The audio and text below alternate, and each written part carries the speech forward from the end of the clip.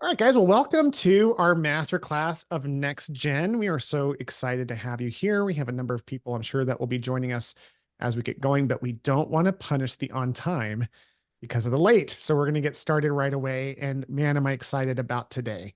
We are going to spend some time continuing our discussion in this masterclass series that we started a while back on PT burnout. And man, is that a problem? The PT burnout thing is real. Everyone knows that's there. And as this group comes together, this group is a collective, just so you guys know, of students and new grads and business owners. It's both sides of the equation. And the reason that's important is because I believe firmly there's a number of business owners, many of which are here today, that have figured out what causes the burnout in a real tactical sense and what to do about it. And if we can help the next generation, the next gen of PTs, navigate their career in a way to where they're not overwhelmed and they're not burned out, then we've done our job by promoting the legacy of our industry. And so I'm just going to open it up as an early conversation to everyone here on this call, and we'll keep the discussion fairly light as we go. But first of all, what do you guys feel at this point are the main causes of burnout? What do you guys see as the most influential, instigators of this problem? I think a big one, Will, is and this is not unique to our profession, but it definitely applies to our profession, is I think PTs don't always have an optimistic view of where they're going to be in the future. And if they get in positions where they are optimistic about where their future is going, that's a huge and that's shown by a lot of research too, that people are much less likely to suffer burnout. And there's a lot of reasons. I think another big reason is the financial pressures that are on our industry and on a lot of students coming out of PT school today, where they don't feel like their salary matches their student loan. It's not justifiable. And so I think a lot of students are or new grads are probably taking positions that maybe they're not really passionate about, but Sure. they feel forced to take them because of financial reasons, or maybe they're just working a bunch of overtime or PRN hours and it's burning them out because of just purely because of schedules. Man, that is such a great insight. Chris looks like he's about to say something, so I don't want to get going. Chris, what are your thoughts? Well, I absolutely agree. I think in a similar way is I don't think that the new grads realize that they have, as our Orit talked about when she was on last time, control, and that's control in making decisions up front in terms of understanding what they want to do, and then getting themselves in the situation, as Blaine suggested, where they're passionate about something, so that they can enjoy what they're doing, they can have some control over what they're doing, and they can also dot their I's and cross their T's so they can pay their student loans and issues like that. Yeah. It's interesting how you guys are highlighting these components of like expectation. And then there's the real physical, like down, like the gravity of having so much debt. And I think obviously we've seen a huge spike in people feeling burned out. And it's got to correlate with that thing called exchange, where people are coming in having a certain expectation of it, but they're not getting exchanged with in a way that feels fair. It creates emotional pull and trauma. For example, I don't even care what I'm doing. If I'm doing stand-up comedy, even if everyone's laughing at it, but I don't have enough money to eat, I'm going to feel really stressed about what I'm doing. Conversely, if I'm getting paid a lot of money to make people laugh and I can't make anyone laugh, I'm going to be really stressed because I'm standing on stage and people are just staring at me, which is a real thing I've experienced when I used to do stand-up comedy, where I stood up and no one laughed. It was the worst feeling on earth. So I think there's that exchange component that both of you guys hit really well about it. So, so for today, I want to get really deep into that. Like, what can we do about it? But it's so important we identify the causative factors. So we have student loan debt. We've totally hit that. I like Blaine's hit on like just optimism. It is really a pessimistic market out there. And Arit, you're kind of shaking your head on that. Do you agree with that, slash have other ideas as to what some of these influential factors are that are causing this burnout? Um, well, I think you guys have just hit it. I'm just sort of like, yes, it's all the things. Yeah. Um, we have some young, wonderful techs in our clinic right now, and I've heard through the grapevine, because they both came in super passionate about going into PT, and I've heard through the grapevine that they're both considering not. Whoa. And I haven't had a chance to sit down with either of them and have that discussion. But what has come about has been the discussion, it's been discussion around what it's going to cost to go to school, and then whether or not the salary is going to match. And I think the thing that's always important to remember is that we're playing a long game when we come into our field, right? Our field still has a very high job satisfaction rate for most people that come in and do PT.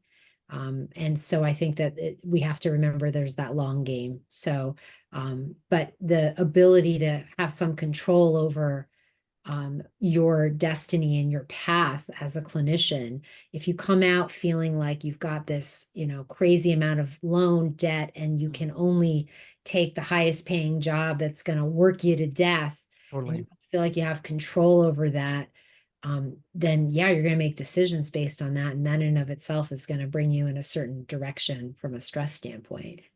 Yeah, it's like instead of following the passion and the purpose, we're following the path of least resistance and trying to avoid the fear or burnout.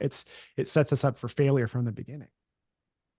I love that. And even though I went back to school, I went to school from 80 to 84, and although it was only a bachelor's degree to become a PT at that point, we were still borrowing $20,000 a year. So in 1980 to $84, that's $80,000. So I don't want to minimize the numbers because they are big Yeah. numbers yet, but I think that in and of itself, that's not a reason to not go into it. I think it can be well managed, and the profession does provide lots of opportunities to allow people to make a living, to pay their bills, including their student loans, and actually do quite well. Yeah, I think what would be cool about today's call too is talking about strategies to prevent burnout. And maybe we could talk globally, we could talk in a lot of directions. We could pick one of these factors, student loans being one of them, right?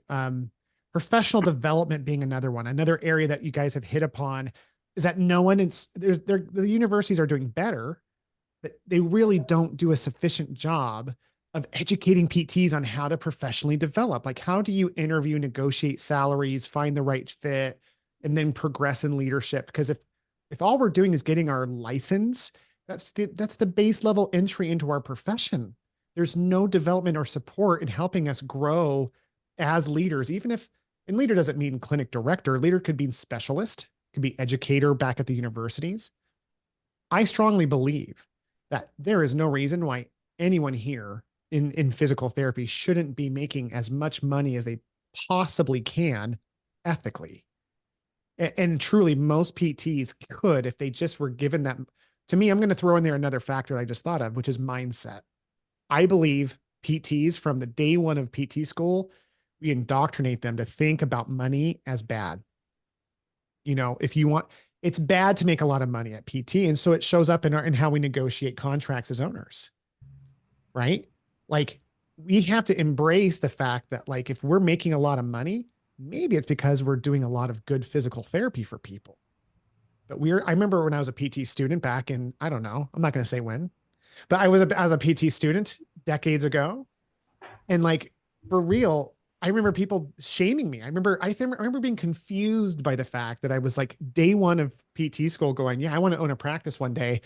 And people like, so are you just in it for the money? And I'm like, not just, but I sure am. Like, why can't it be both? Why can't I change people's lives and make their worlds, help them walk again and go home to a nice lifestyle that supports my family? And people always like talk shamefully, like, well, I don't want to have like a nice car or anything. It's like, why not? I'm not saying you should be showy about it and like be unethical, but that's the thing. So we got a chat here from Aaron. I love this. Aaron, in response to Chris, the cost of living has gone up relative to inflation. So debt in the 80s can't be directly compared. Yeah. To your point, Aaron, I bet there's even things in the last like 2 years that are hard to compare because of inflation. Just real quick, Aaron, while you're commenting, where are you at in your stage of your journey? Are you a PT student, new grad, PT owner? Where are you at? I am about to graduate in May. Yay! Yeah. How do you feel? I I'm really excited to be through with the didactic portion of PT school and like coming back to the real world. It feels like I've been under a rock. Yeah, yeah, yeah. But I'm also looking at job offerings, and I'm frankly like, oh shoot, these are like 5-10 grand less than what I was hoping they would be starting out. So Got it. Got it. relative to debt and everything else.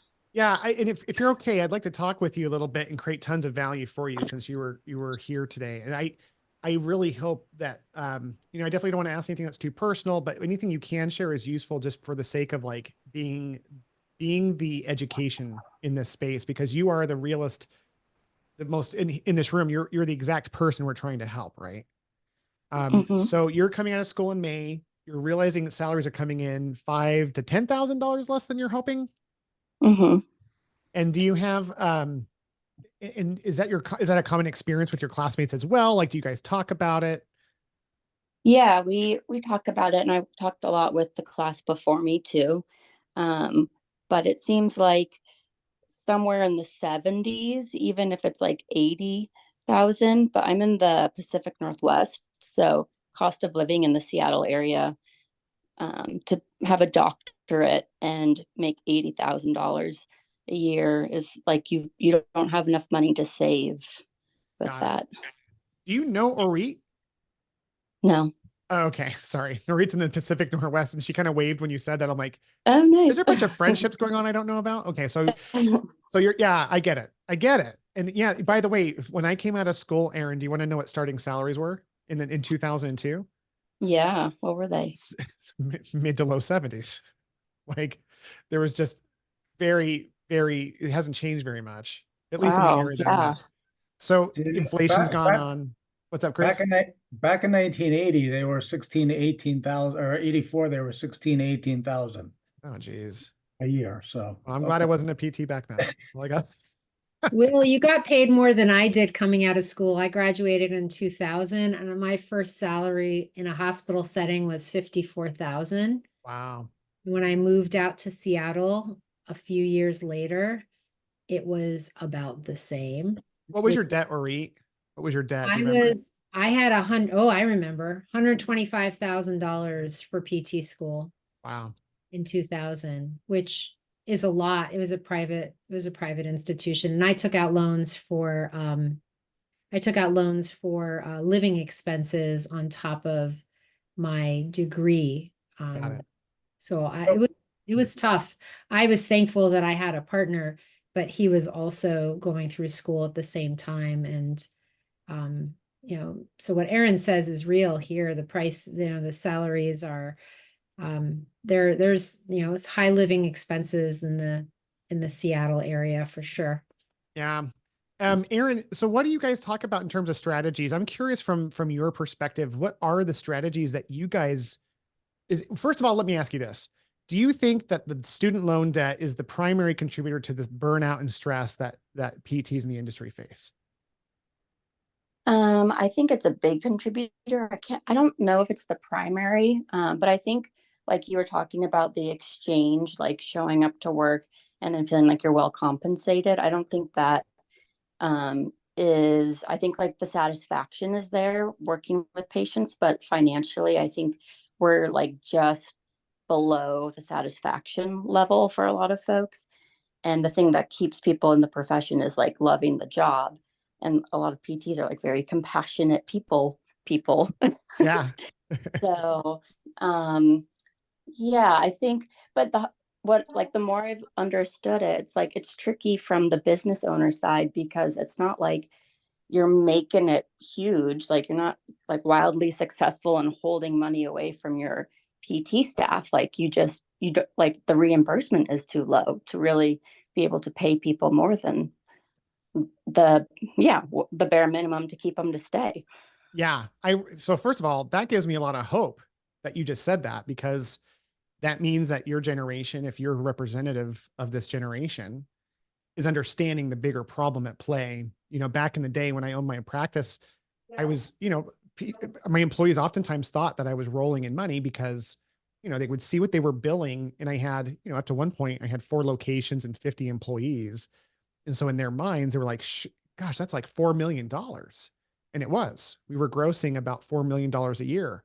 And some years it cost us $4 million to make $4 million, which meant I made nothing as an owner other than what I paid myself, which would fluctuate based on how profits were that year. Some years I'd pay myself less than my therapists dramatically. And I was working 6-7 days a week. Like, it was one of those things where, but my PTs would think that I was making money. So in your case, you kind of get the bigger problem that industry wide, the national average for gross profit is 8% for PT practices. And to put it in perspective, 0% means no profit. I mean, that company isn't even worth anything. And most financial experts say that you need to be at a 10% profit range just to make sense to even do a business. So our national average as an industry is 8%. And I think that really speaks to the bigger reason why at least PT salaries aren't going up. Reimbursements are down. I just wonder how much of that correlates directly as a mover into what some PT owners do, which is they raise the volume of expectation. I also wonder, Aaron, do you think that, I want to ask the owners and this, I'm going to ask the owners and Aaron, like, I think there's a discrepancy between volume expectations as well. Like, and I think it's growing.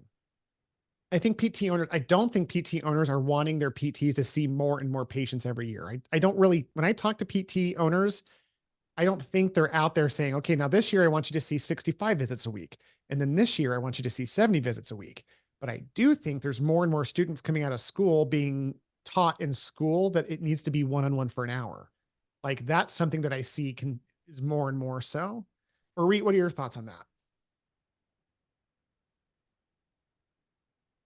You're muted, I think. I know.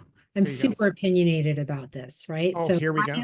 So why did I open my practice, right? The main reason that at the time that drove me to open my practice was to do one-on-one for 1 hour sessions. Got it. Because I went through school back in, late 90s, early 2000. I graduated in 2000, and I went through school and I had this mindset at that time that there was quality of care in the timepiece, that the more time I could spend with patients, the better the quality of care that I could give them.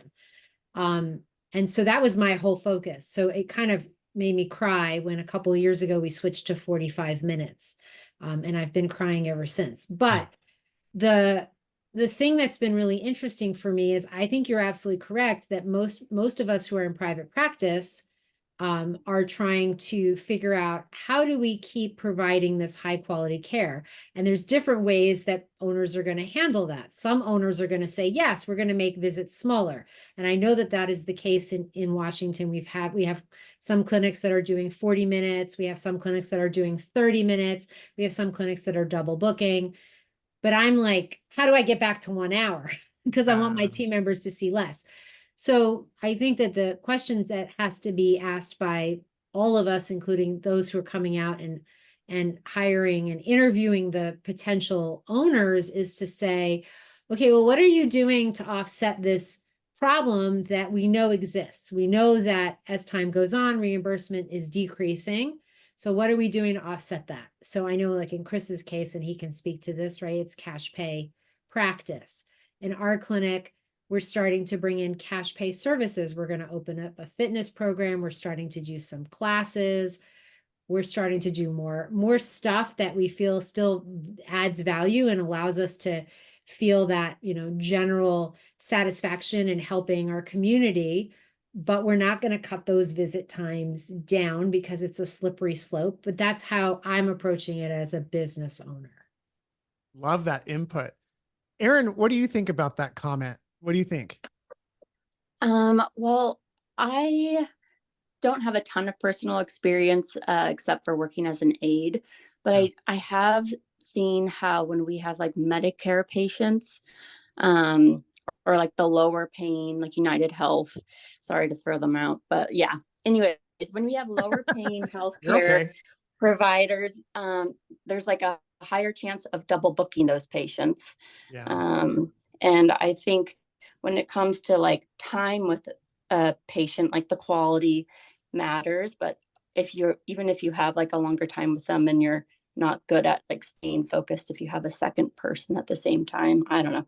Just the to have like a successful business where you have 1 hour long or even 45-minute long sessions, you in this area you can't accept all of the different providers, because some of them have such a low reimbursement rate. So then you have to be choosy, and that means you're excluding a ton of people. And then that's where my like ethical, uh, I'm like challenged ethically with like looking at which PT clinics I would want to work with. Yeah, I get it. It's really hard, because this is where the mindset really starts to shift, because we have some unique problems. Orit mentioned in the chat, she just said, Aaron, we accept many of them, but we just dropped United Healthcare. So like there's a lot of frustration that we all experience in this industry that has nothing to do with any of us. We did not create the industry to this point with the crappy reimbursement that's there.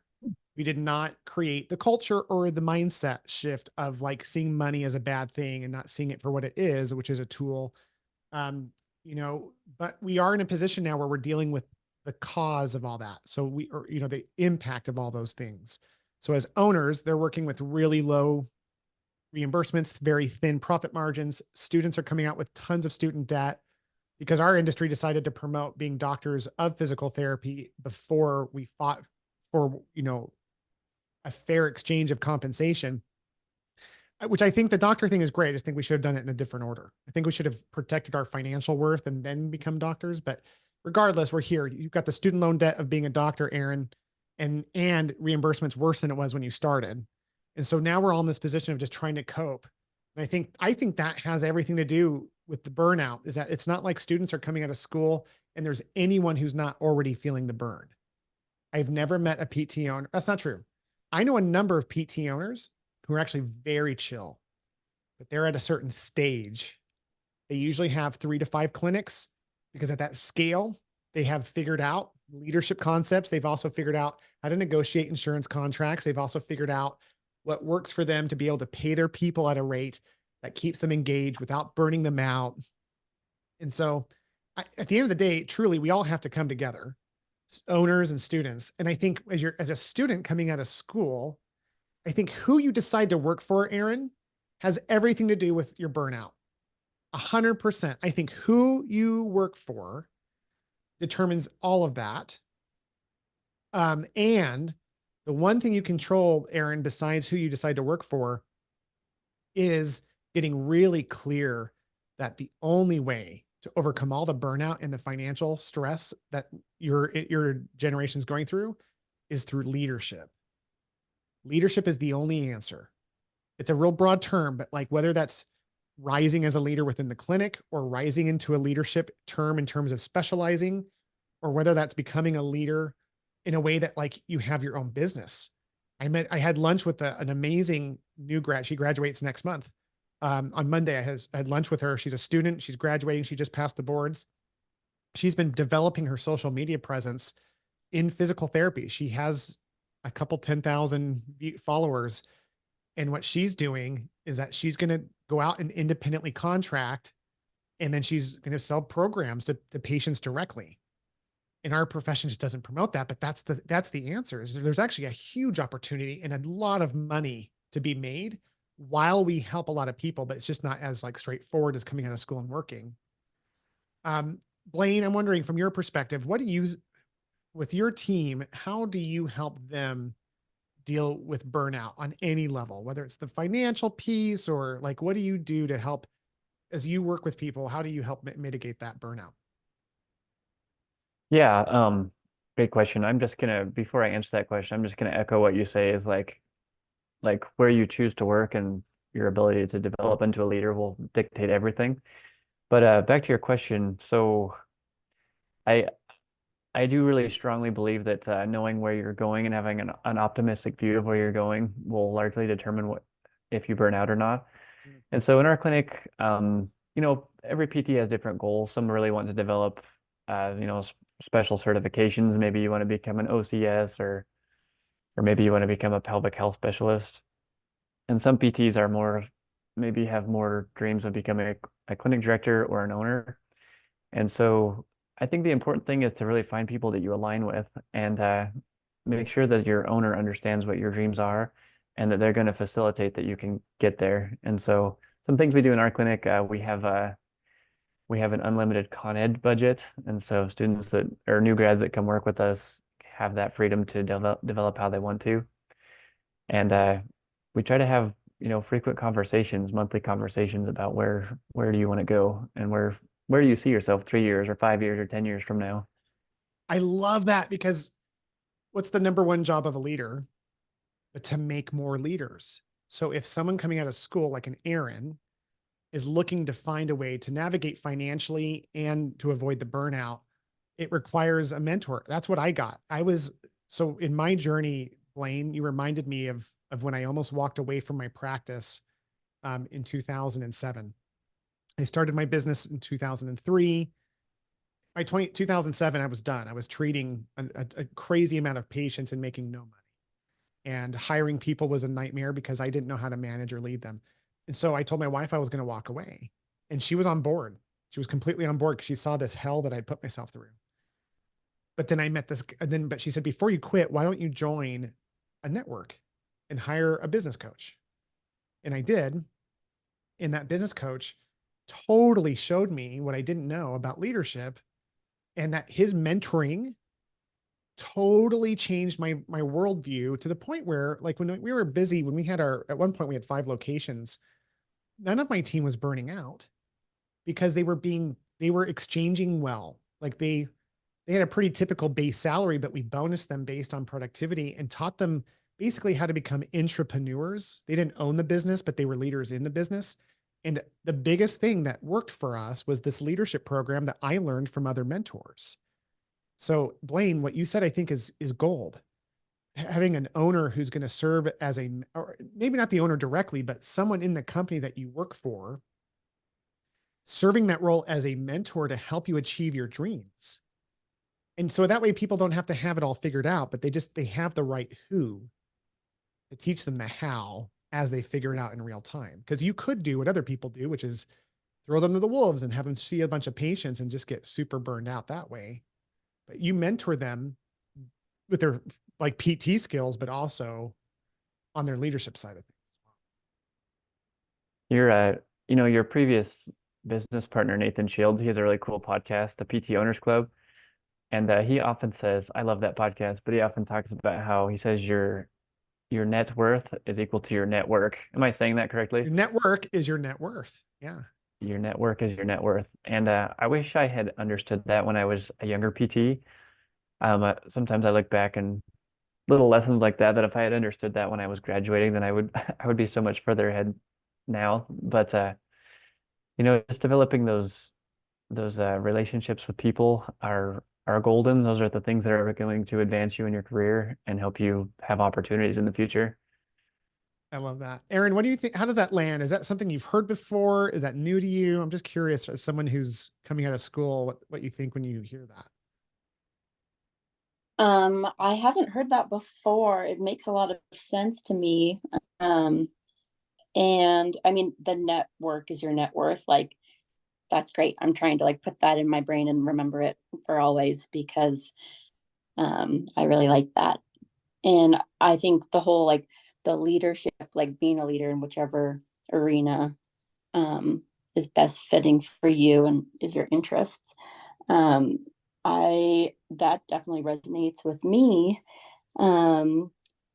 So yeah, and I think that's so cool that you have an unlimited continuing education fund. Like that's super rad. I like one of the things from like some of my classmates and we've been approached by different clinics, and clinics have said like, oh yeah, we're looking for new directors, like in the next year or two you could be a director. And like the leadership as a director sounds interesting. It's also sounding nerve-wracking though, because how do you have experience doing that? It sounds like you were working for a few years and then you had your own clinic. So do you feel like if you were like stepping into that kind of leadership role that you then you have to give up some of the time you'd spend developing your PT skills? A great question. I'm going to ask Chris to answer that. Chris, what do you think? Well, I mean, we have in our clinic, we have a similar pathway to that. You can either go, we want you to be an experienced therapist first. And it usually takes, although you're well prepared at a doctoral level, you do need a fair number of reps until you've seen more than you've had the opportunity to see so far. So I would suggest it probably takes at least 2 years of experience. And I'm not sure what a clinic director means to those clinics that you interviewed at. It can mean different things in different places, but it might make sense to become an experienced therapist, not necessarily somebody that's OCS or SCS or hand therapy, just to get experience to be able to handle what walks through the door in that particular setting.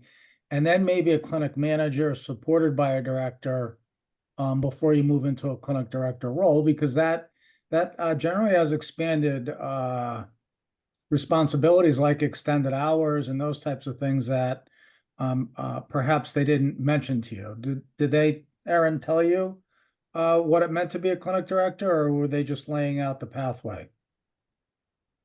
Some have been more general, and some have been somewhat more specific, but not in terms of like the hours, for So, example. yeah, a lot of times a clinic director has extended hours, and if it's a 1 or 2 therapist clinic, it's just inviting you to do the work of 1.5 therapists for not a commensurate change in pay, I guess would be a good way of saying it.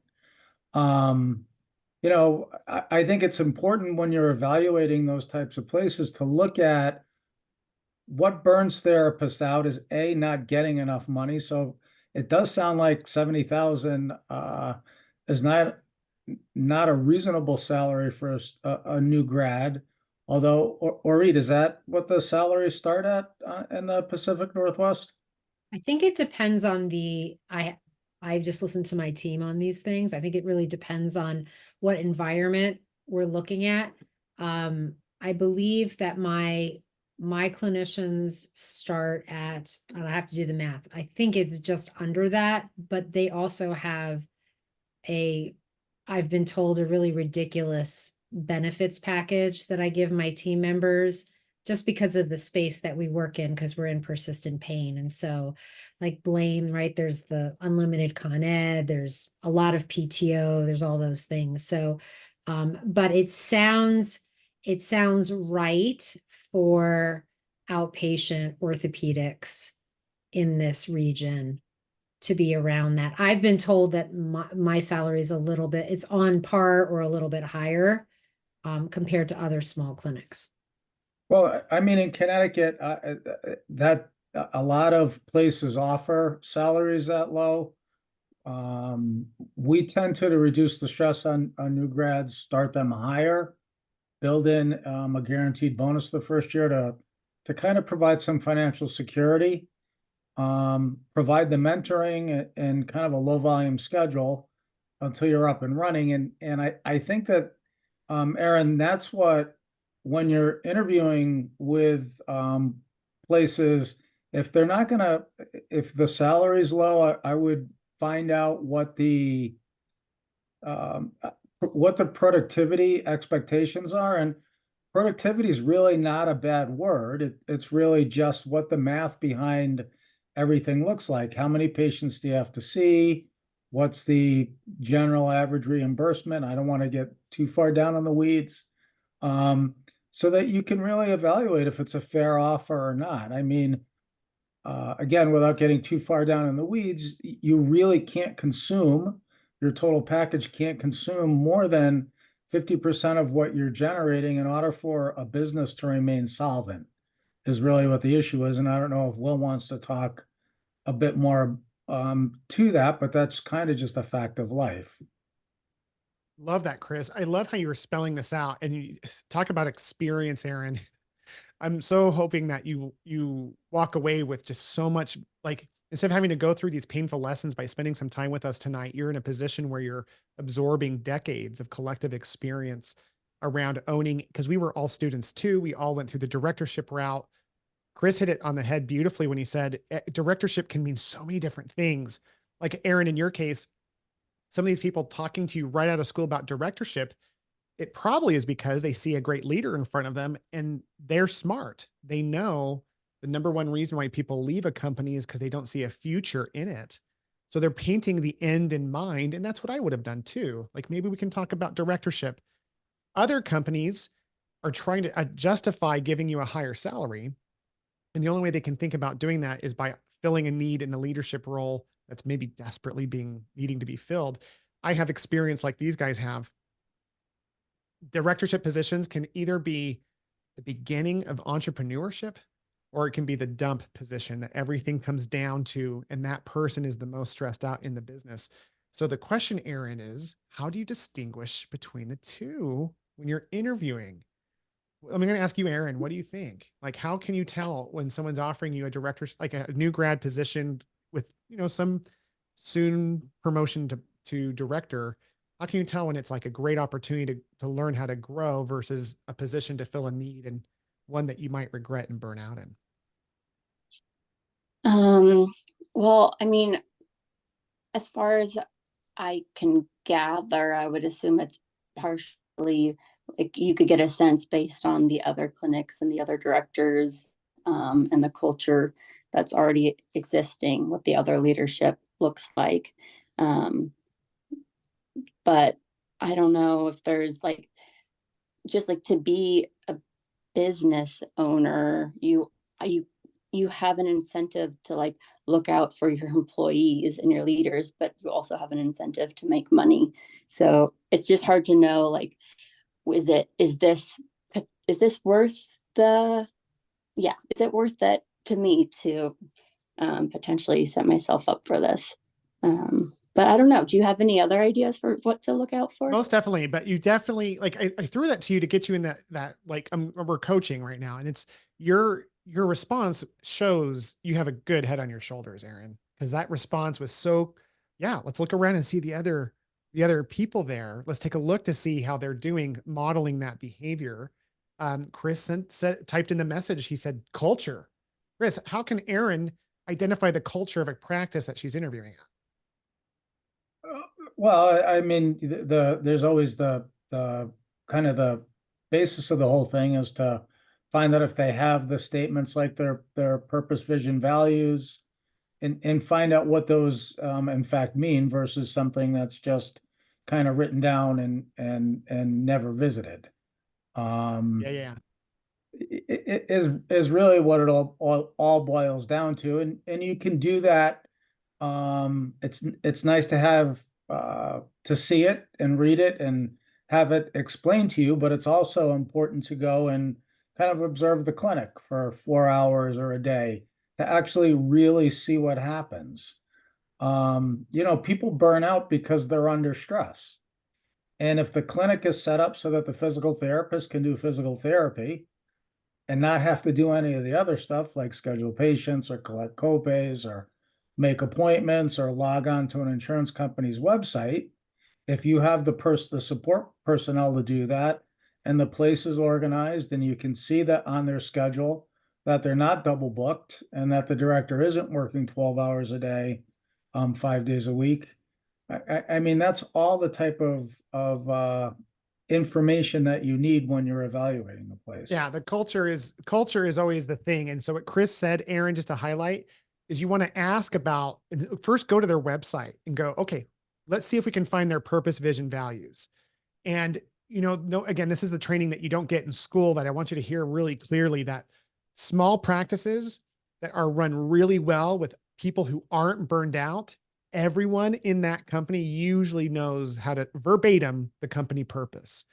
Because when that company can identify why they exist, that means that they're really focused on creating an environment where people feel comfortable, safe, productive, and happy.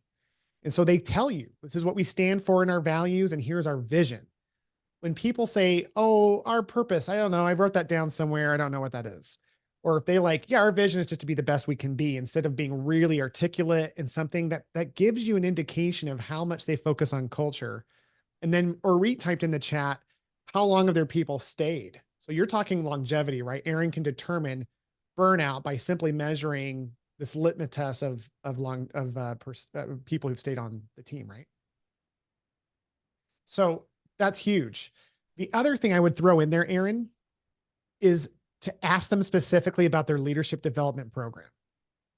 Here's how you can tell another way, and it's a key way to tell if a company that's talking to you about director is going to use that as a position that's kind of a catch-all versus a real gift. Because I'll tell you, man, the right director development program, they'll teach you how to be the entrepreneur and maybe the entrepreneur that you never even knew that you were, if it's done right.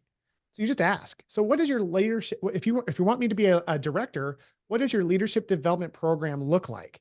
Aaron, in 2 seconds, you will know if someone's going to be in a catch-all position when they say, oh, well, we're going to support you in that role. We'll put you in that piece, and you'll have someone who's working with you, who's going to help you be successful. You can tell that they're just kind of figuring it out over time. Versus what Chris said, Aaron, do you remember that? He's like, well, our leadership development program begins with you mastering your skill set. So we need you to have X number of hours only focused on that until we can assess until you feel comfortable and you've mastered your skill set. And then, like in my case, when I had my practice, I couldn't wait to tell people about my leadership development program. I would show them, here's the packet. Here are the books we want you to read. Here's the mentorship that occurs. Here's our targets for progression. I could paint the path very objectively, very clearly and quickly to someone I was hiring as a new grad. And I used to, by the way, Aaron, I never had a hard time hiring rock stars because I specifically looked for people who knew that they wanted to open their own practice one day. I would seriously, not everyone, but most of the people I hired were future entrepreneurs. And my promise to them was, I will teach you how to open a practice in a way that prevents you from jumping off of a bridge. I'll teach you how to do that with me for 2 to 3 years. All that I ask is that you don't surprise me and that you let me help you do it and that you don't compete directly against me. That's all I ask. Let me help you find a new area. And most of my people would stay on board because they learned they could benefit from all the benefits of owning a practice without having to open a practice. And the ones who did open a practice, one of my old employees has now 10 locations.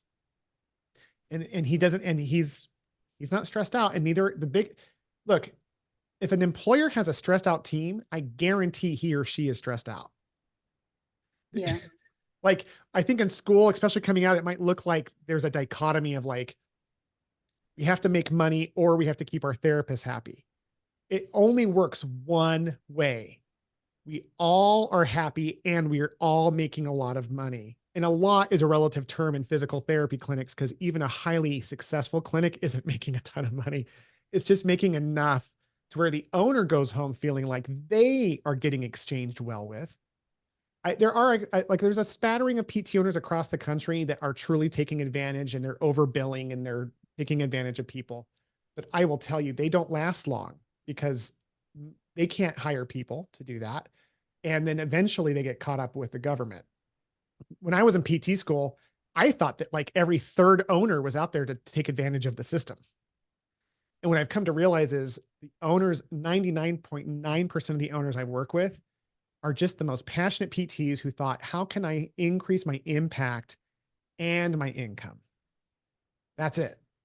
And they're more on impact than income. So I hope that helps, Aaron. Was that useful to kind of talk through how to identify the difference between a good leadership development program versus one that's just going to, stress you out? Yeah, absolutely. Yeah. Thank you all for your insights on that. I'm writing this down. See, I love it. Aaron, we are so grateful for you. Thank you. We appreciate your input because you're serving us as well. We are getting close to the end of time and I feel like we just had a great, point where we can hit like a continuation point. So Aaron, I'm going to ask you a question that might carry us on for a little bit longer. Is there anything that you have questions on that we can help you with? You've got an entire council of experienced leaders and PTs who have done the business thing for decades. Do you have any questions on how to negotiate a salary or how to find the job of your dreams or I don't know, is there anything that you have questions on any level? Ooh, well, I'm actually going to be reaching out to clinics in the next like week or so to set up hopefully informational interviews. And I also think that getting some time in the clinic is probably beneficial too. So would you recommend going about that? Like, do I email one of the directors and ask for some time? Like, how much time would you want to spend with them? Like, I don't want to be like, you know, I don't want to expect them to take a whole day to show me around. Yeah, I love that. So I mean, make sure I understand what you're asking. Are you asking, hey, how do I interview multiple potential employers in a way like Chris suggested, where I'm going to go shadow Mhm. their clinics? Is that right? Yeah, yeah. I love it. Well, the good news is Orit is here. So Orit actually lives in the Pacific Northwest. So I know Orit would be very happy to meet with you and do a mock or even real interview, just so you can like get some practice in, even if she lives in an area that you have no interest in moving to. I I don't was know where you live. literally just sending a direct message to Erin on that. Yeah. Like, Great. I'm happy to. So the thing that I've always said is, and I love talking to these guys because, like we're all so different, but we're all the same as business owners. Because what Will said was absolutely true, that we really, all of us have come into this because we want to do things better. We want to be like we feel like whatever we were doing beforehand wasn't as good as what we can be doing running our own clinic. But the piece, and my brain just like, I lost my brain. Yeah. Here's where you were going. You want to support Erin in doing those. And I think that would be great. Cause again, it's not about whether or not there's even a fit here between you two. Ori is all about serving people, and she has a team just like Blaine and Chris that are not burned out. I only work, Erin. So I sold my practice in 2018. All I do now is I work with business owners and students. The student piece is the charitable arm of what I do. It's called the Next Gen. So I combine in the best owners and leaders with the next generation to help them overcome the challenges of our industry to be successful, and by so doing promote PT. So like I can promise you personal that like I would, first of all, I'd want you to interview with Orit, because she will give you objective feedback on like, hey, you could do this better. This is what you need to look at. This is what you do really well. And then you could observe her clinic to get a good like example of a rock star clinic to observe. And then when it comes to setting up interviews with other people, Erin, you really do hold the cards. I want you to think about that from a kind way. I've met students back in the day that knew they held the cards in the relationship, and it was really frustrating because they're like, well, I don't know if that's good enough. And I'm like, well, you don't get to work here. But you can be really kind and be like, hey, I really, do some research online, and before you go talk to anyone would be my first bit of advice. Target clinics, look for purpose, vision, values, look for team culture, look for, honestly, size for me isn't always an indicator of better, but usually 2 or 3 locations sometimes means they're doing something right. Even though I know some of the best people I know just have their single location, they keep it small. So for you, just look online to see what calls to you in that regard, and then apply online and see how it goes. In terms of just let them lead out, Erin, let them lead out. If they don't even offer for you to do some shadowing there, you can always ask to do it. And there's nothing weird about that whatsoever. Okay. And if they don't offer it, maybe take it like a little bit of a red flag too. Honestly, like I don't know any experience. My buddies, the men and women I know who've been doing this for decades, who have multiple locations, like it's just common knowledge that you want the potential hire to shadow, because it goes both ways. Right? Like you get to see the PT in the environment, you get to see how they interact with patients. And then I used to tell my interviewees, I used to say, hey, ask anyone anything. I want you to ask people what's the best thing about working here. And I used to tell them, ask them what the worst thing is. And the reason being was because if I hired someone and the worst thing about working at my practice was something that they couldn't tolerate, they would quit. Yeah. So I used to tell them in my interview, here's what most people think is the worst part about being here. At one point it was difficulty getting time off. At one point it was poor communication because we had expanded multiple locations.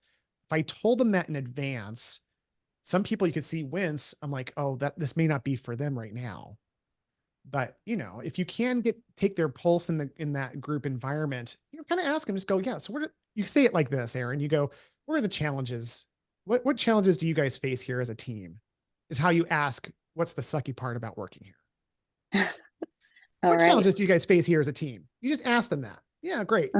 And then you can tell how authentic they are in their response, because they should be like, oh, it's been really hard because of this. You'll go, oh, okay. Is that something I can handle or not? And then you ask, what are the best things? What do you love about working here? And if people don't oh man, let me tell you why I love it here. If they're like, oh, I think they take pretty good care of us. What do I love about it? The hours are flexible. It's like, you want to feel the passion behind those questions, and ask more than one person, because I'll tell you, I never had a team where everyone was 100% passionate. I always had a couple people who were up and down a little, but you get a sense of what's going on. Yeah. Okay. Thank you. Yeah. Well, closing thoughts. I'm going to turn it over to Blaine and then Chris. Closing thoughts. Moving forward based on this discussion, what parting advice would you leave for Aaron, Blaine? Where it was mentioned before about finding people whose values align with yours. So in companies should be very clear on what their values are and their purpose. Our values here in my clinic are teamwork, integrity, transparency, and gratitude. And our team members that align with us on that, they do great. And our team members that don't align with that, they don't last here. And so just find people that you align with, and just remember to, don't be afraid to be creative either. There's traditional ways to earn a living as a PT, and there's a lot of creative ways that they don't tell you about in PT school. So keep an open mind, and there's tons of opportunities out there. Man, you guys are on point. All the company owners are just on point with their language today. That is beautiful.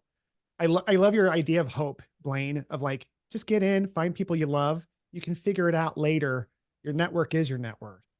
Get with people you love and get passionate in training with. And then this whole thing called student debt is a different problem. Chris, what's your parting words of advice?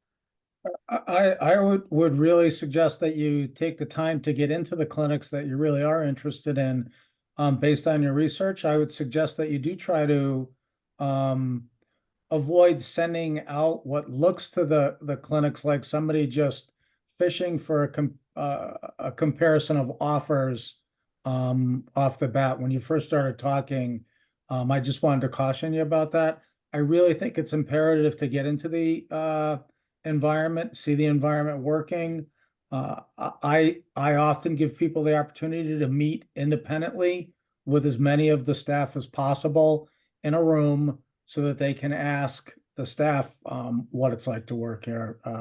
Just to echo what Will said, that really to me is the key. So you do your research up front, and then you go in and you confirm it. And if there's a red flag, you really need to do a gut check and make sure that your gut is telling you that what I'm seeing here is not what I want to see. It's what's really in front of me. Love it. Okay. Well, this has been fantastic. Aaron, I'm so grateful that you're here. I have a small ask of you before we close. Yeah, what's that?